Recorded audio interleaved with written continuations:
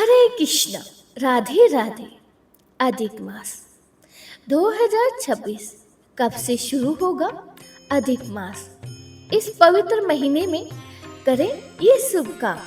हिंदू पंचांग में भी और अंग्रेजी कैलेंडर की तरह 12 महीने होते हैं, पर हर तीसरे साल एक अतिरिक्त महीना जुड़ जाता है जिसे अधिक मास कहा जाता है। इस महीने को धार्मिक दृष्टि से बहुत ही महत्वपूर्ण माना जाता है। इसे पुरुषोत्तम मास के नाम से भी जाना जाता है। धर्म ग्रंथों और पुराणों में इस मास से जुड़ी कई नियम, परंपराएं और मान्यता बताई गई है। साल 2026 में ज्येष्ठ माह के साथ अधिक मास का भी संयोग बन रहा है, जिसे खासकर और शुभ माना जा रहा है। इस दौरान पूजा पाठ, दान और आध्यात्मिक कार्यों का विशेष महत्व होता है। तो आइए जानते हैं कब से कब तक रहेगा ये अधिक मास और इन दिनों क्या उपाय करने चाहिए। कब से शुरू होगा ज्येष्ठ माह का अधिक मास? इस बार ज्येष्ठ माह का अधिक मास 17 मई रविवार से शुरू होगा, जो कि 15 जून सोमवार तक रहेगा। क्यों आता है अधिक मास?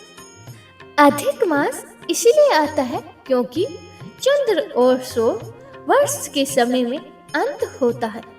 चंद्रमा के अनुसार साल लगभग 355 दिनों का होता है, जबकि सूर्य के अनुसार साल 365 दिनों का होता है।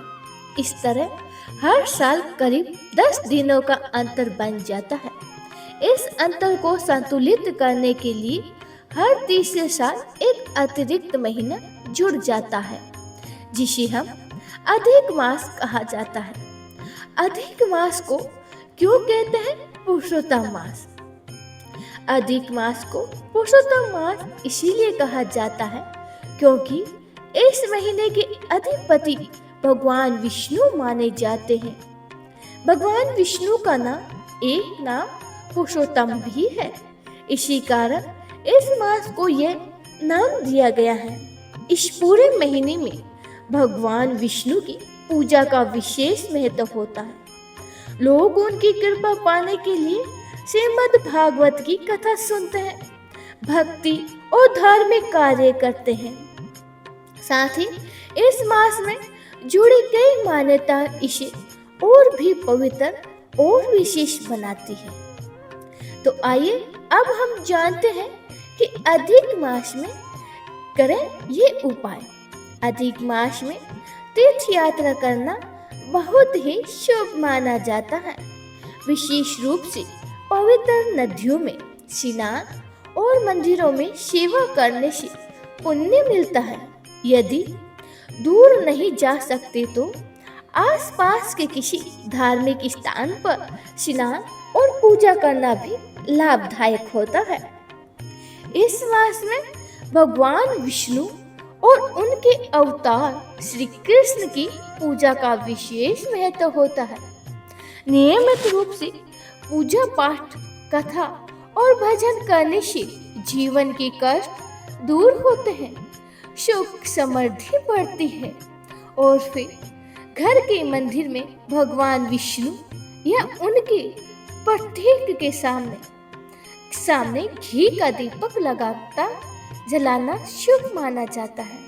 इससे नकारात्मक ऊर्जा दूर होती है और घर में सुख शांति बनी रहती है। इसका मतलब है कि घर में विष्णु भगवान की आगे एक महातर दिया जलाए, जिसे अखंड ज्योत भी कहते हैं। लेकिन ये एक माह तक जलाने से ही आपकी सारी नकारात्मक ऊर्जा दूर हो सकती है। इस महीने में गीता, भागवत और विष्णु से जुड़े ग्रंथों का पाठ करना बहुत ही फलदायी माना जाता है। इससे मन शांत होता है और आध्यात्मिक ज्ञान की प्राप्ति होती है। अधिक मास में व्रत रखना और सात्विक भोजन करना विशेष महत्व रखता है।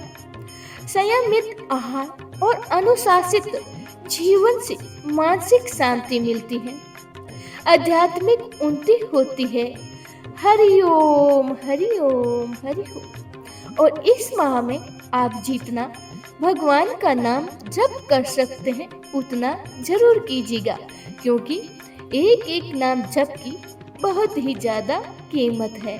जय श्री कृष्णा, राधे राधे, हरि ओम हरि ओम।